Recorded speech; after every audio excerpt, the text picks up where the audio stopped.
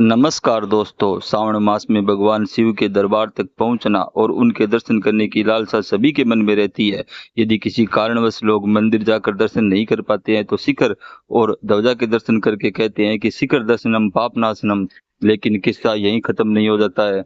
शिखर के साथ ध्वजा व ग्रहों का अनूठा संबंध होता है जो हमारे जीवन पर सीधे सीधे प्रभाव डालता है। शास्त्रों में शिखर दर्शन ध्वजा दर्शन को संपूर्ण ऊर्जा का केंद्र बताया गया है। जिस प्रकार मनुष्य का सहस्त्रार चक्र होता है उसी प्रकार मंदिर का सर्वोच्च भाग ध्वजा भी आकाशीय ब्रह्मांड और ऊर्जा का एक प्रकार का टावर होता है। अपने जन्म नक्षत्र का दिन जो श्रावण मास में आता है उस दिन ध्वजा अपने नाम से लगवाकर पूजन में शामिल होना चाहिए। विज्ञान कहता है ग्रह भी अलग अलग 5 तत्वों से बने हैं। जिन 5 तत्वों से शरीर बना है ज्योतिष तो पहले से ही कहता आया है, पर आज विज्ञान भी मानता है ग्रहों का प्रभाव पंच तत्वीय शरीर पर पड़ता है। जिस प्रकार ग्रहों की स्थिति हमेशा बदलती रहती है उसी प्रकार इंसान का जीवन भी एक समान नहीं होता है। इंसान या तो अपने या अपनों की शरीर की पीड़ा के विकार से ग्रस्त रहता है या किसी रिश्तों के अभाव या विवाद से या किसी अभाव से। इन सभी विकारों के लिए ग्रह एक हद तक जिम्मेदार होते हैं। ध्वजारोहण से ग्रहों की मारक शक्ति को कैसे कम किया जा सकता है तथा अलग अलग रिश्तों के नाम पर ध्वजा लगवाना भी एक तरह से ग्रह विज्ञान है। आइए जानते हैं। इससे पहले यदि अभी तक आपने चैनल को सब्सक्राइब नहीं किया है तो अवश्य कर ले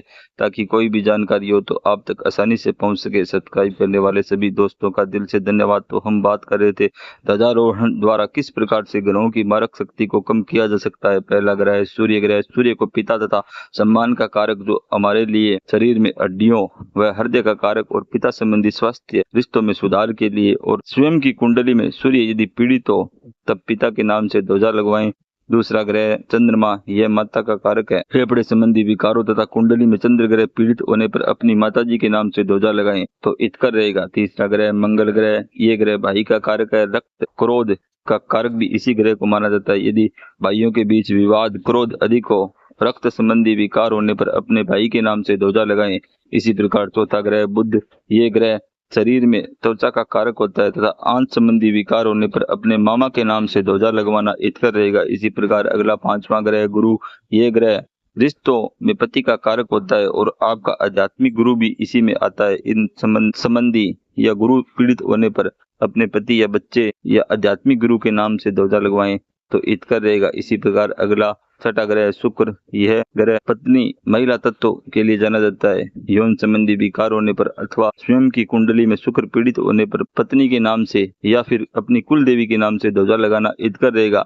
इसी प्रकार 7वां ग्रह शनि। शनि ग्रह पीड़ित होने पर बार बार नौकरी संबंधी समस्याएं, कार्यों में देरी, घुटनों में दर्द, साढ़े छत्ती के वक्त कानूनी परेशानियां होने पर अपने घर के सबसे पुराने नौकर के नाम से या फिर घर के बुजुर्ग के नाम से ध्वजा लगाएं। इसी प्रकार 8वां ग्रह राहु। राहु ग्रह अटैचमेंट का कारक है। नशा जुआ शराब की लत राहु देव की पीड़ा होने की निशानी है। ये ग्रह अपने दादाजी और नाना जी का प्रतिनिधित्व करता है। उनके नाम से ध्वजा लगवाने से इन सभी परेशानियों से शीघ्र ही मुक्ति मिलती है। इसी प्रकार लास्ट 9वां ग्रह केतु। यह ग्रह व्यवसाय, नौकरी में अस्थिरता, लंबी बीमारी तथा छुपा रोग जो किसी की पकड़ में न आए तो अपने नाना जी के नाम से ध्वजा लगाना हितकर रहेगा। इसी प्रकार ज्योतिष से जानकारी के लिए चैनल को लाइक और सब्सक्राइब करें। ओम नमः शिवाय।